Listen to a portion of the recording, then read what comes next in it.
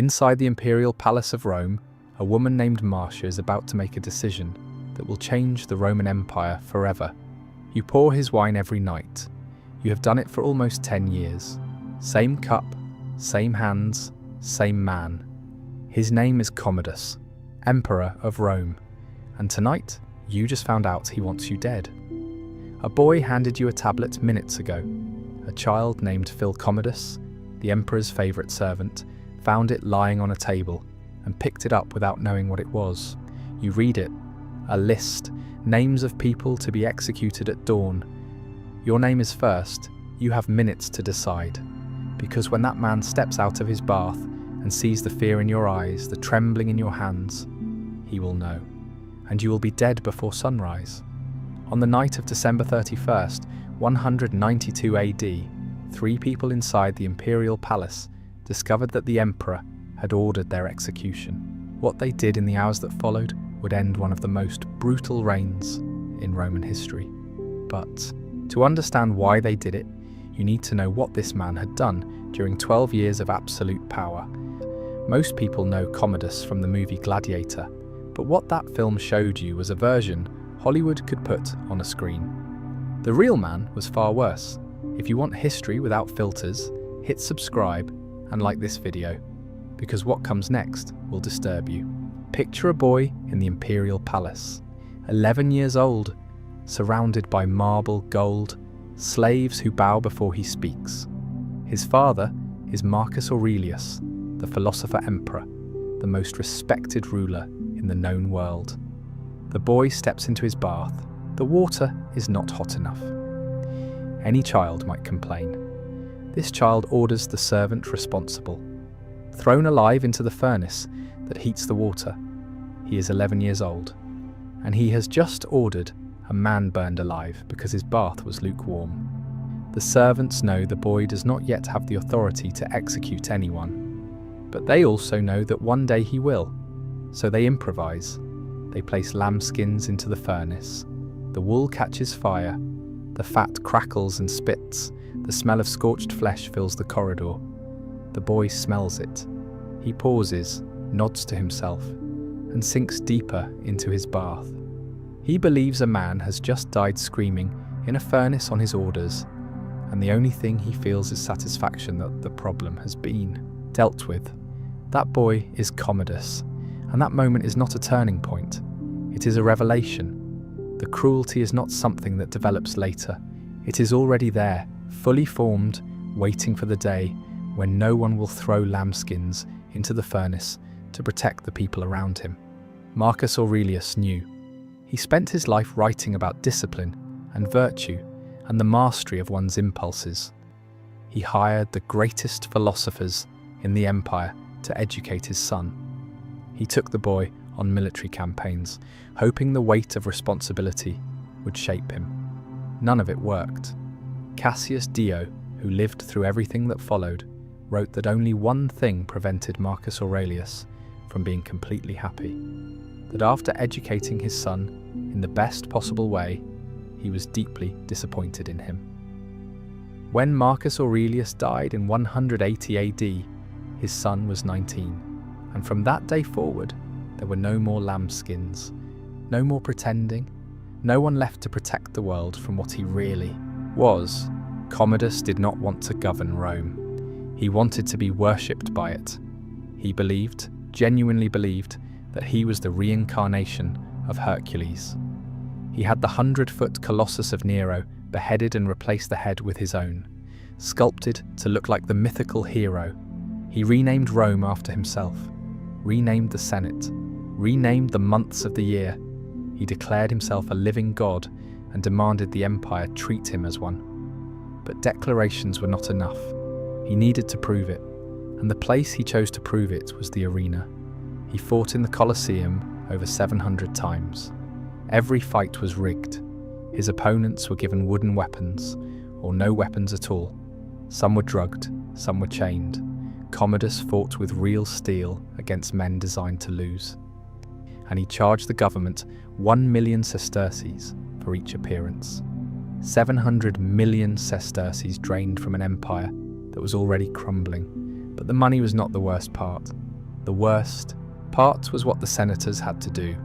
Commodus forced every senator and general to attend his fights. They sat in the front rows, and they were required to chant. Not cheer, chant. Specific words, rehearsed, mandatory. Cassius Dio recorded the exact phrase, "You are Lord, you are first of all men, most fortunate. You win, and you will win.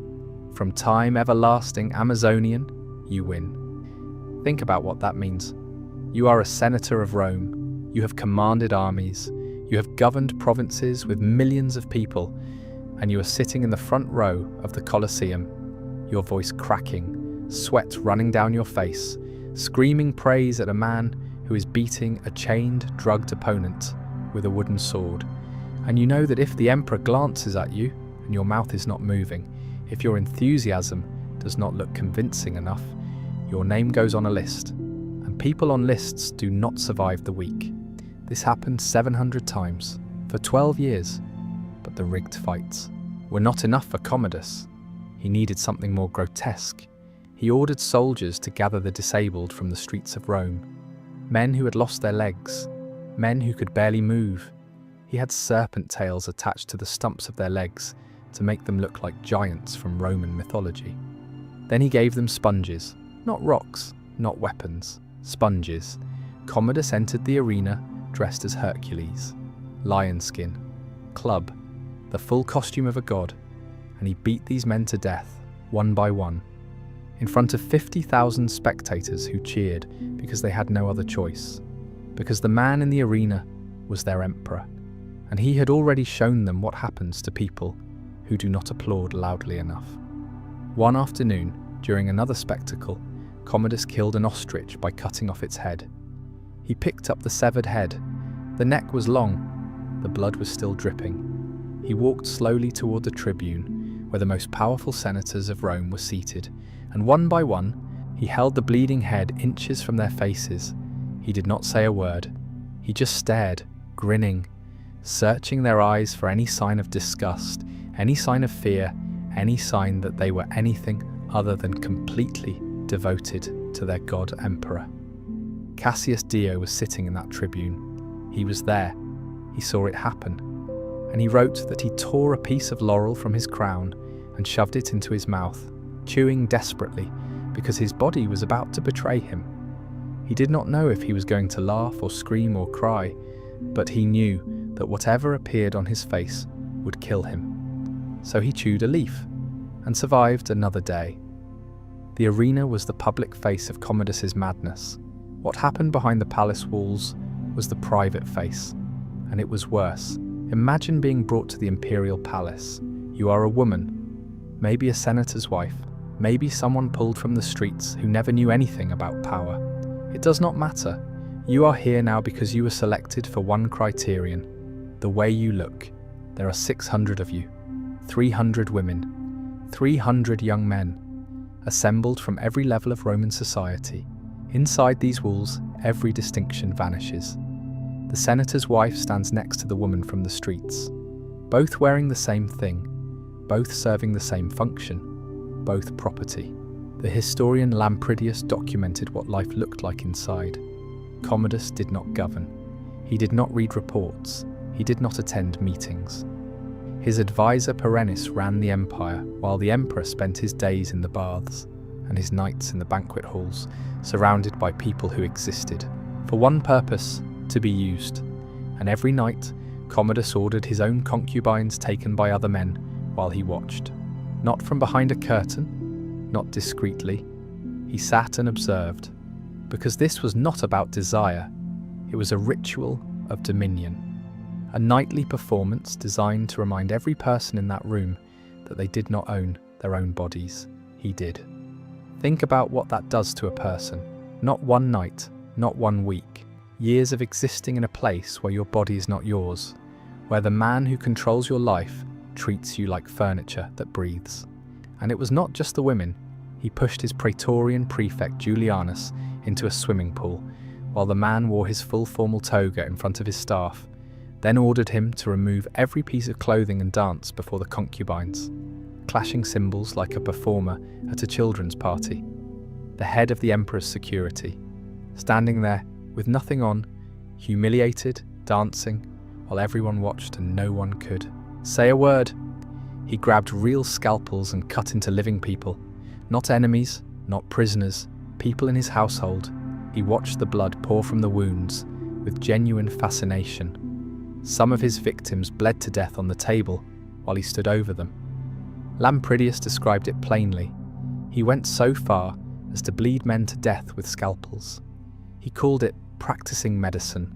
It was cruelty dressed in a medical costume. He bathed 8 times a day, ate his meals in the water surrounded by concubines, and walked into the sacred temples of Rome, places where Roman citizens went to pray and seek peace, still carrying the stain of the previous night. Lampridius wrote that he entered these temples defiled with excess and human blood. This was the daily reality inside the palace, and the people trapped inside it had no exit, no appeal, no voice. They existed in silence because silence was the only thing that kept them alive. If you've made it this far, you understand why every person in that palace wanted this man dead. Drop a comment, subscribe if you have not, because what he did to his own family is next. In 182, his sister Lucilla sent a man to kill him. The assassin hid in the Colosseum with a dagger. The plan was simple: strike fast, strike silent, but the assassin lunged and shouted, "This is what the Senate sends to you." Those words gave the guards time to react. The assassin was killed.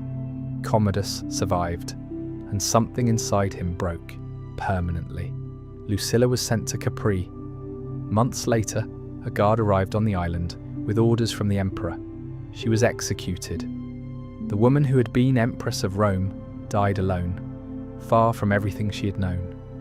But killing Lucilla was not enough. Not for a man like Commodus. The Historia Augusta records what he did next. He turned to his remaining sisters, daughters of Marcus Aurelius, women raised by philosophers, women of imperial blood, and he degraded them in ways the historians described with a single word: he corrupted them. This was not desire, it was calculation, a message delivered through the bodies of his own family. A statement to every person in Rome: there is no bond I will not break, no line I will not cross. If I will do this to my own sisters, imagine what I will do to you. Then he took a concubine and named her after his own mother, Faustina, the woman in his bed given the name of the woman who gave him life. A deliberate blurring of every boundary that separates a functioning human mind from something else entirely. His wife was next. Brutia Crispina had survived 10 years beside him. 10 years of watching other women enter the palace and disappear. 10 years of silence and obedience and fear. Then one morning he accused her of adultery. No witnesses, no trial, no defense. The accusation was the verdict. She was sent to Capri, the same island, the same fate, executed. After Crispina, the paranoia consumed everything.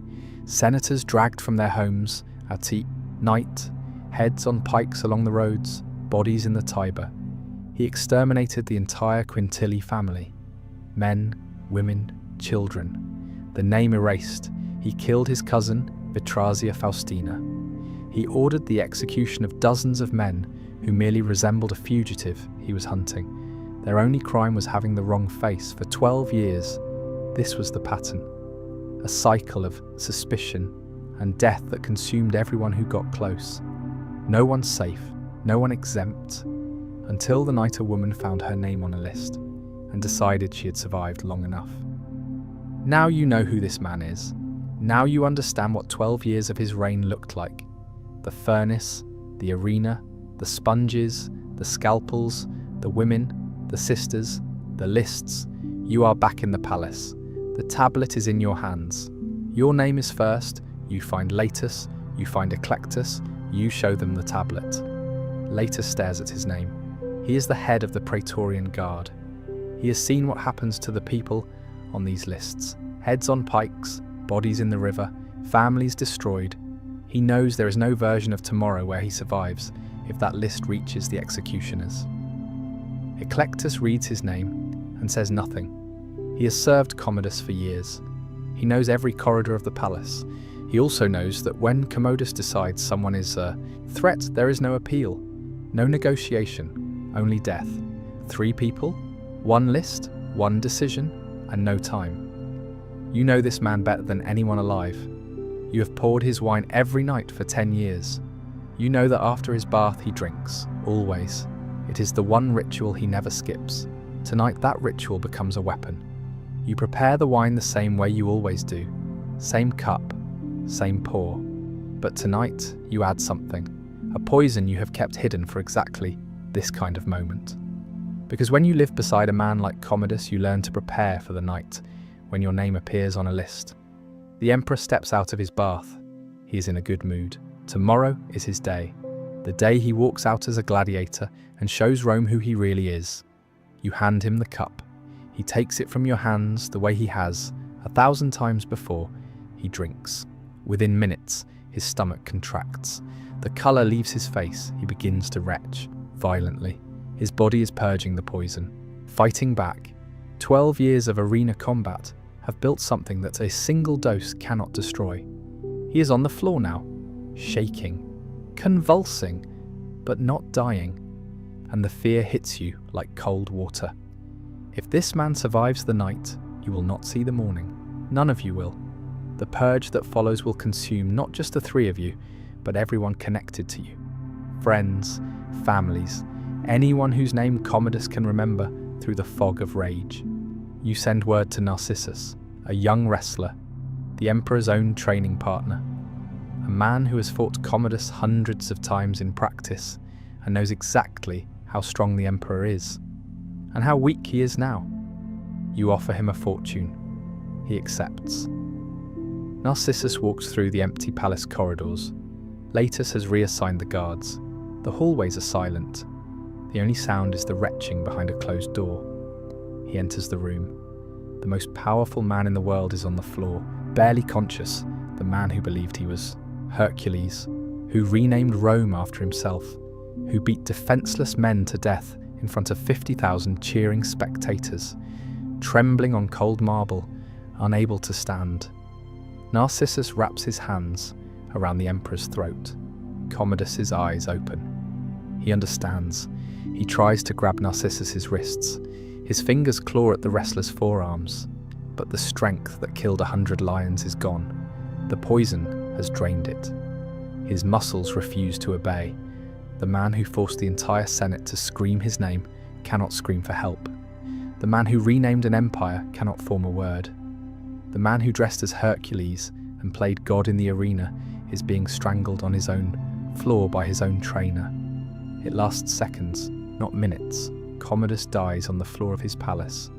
December 31st, 192 AD. 31 years old, the man who believed he was a god died the way all men die, powerless. And the last face he saw was yours. The Senate did not mourn. Cast the gladiator into the burial pit. He who destroyed the Senate, let him be dragged with a hook. Every statue torn down, every plaque removed, every arena renamed. Rome became Rome again. His successor lasted 86 days before the Praetorian Guard killed him and auctioned the title of emperor to the highest bidder. 5 emperors in 12 months. The empire never fully recovered. And Marcia, executed in 193 AD. The woman who killed one of Rome's worst emperors met the same fate as every other woman who touched power in that empire. Rome did not build her a statue. The empire simply moved on. But what she did on that last night of 192 deserves to be remembered. For 12 years, an entire empire lived at the mercy of a man who had none. Senators who had to worship him while he played gladiator. Women bought, degraded, and thrown away. The disabled dressed as monsters and beaten to death for entertainment. His own sisters used as a message. His own wife executed on a fiction. And the only person who stopped it was a concubine. No army, no title, no power. Just a cup of wine, a decision made in minutes, and the knowledge that if she did nothing, she would be dead by morning. Commodus believed he was immortal, believed he was Hercules, believed he was a god. He died on the floor of his own palace, strangled by his own trainer, poisoned by his own lover, on the last night of the year. Unable to scream, unable to fight, unable to do anything except die like every other man who ever believed he was untouchable. I am crown and dagger. And this was the true story of Emperor Commodus,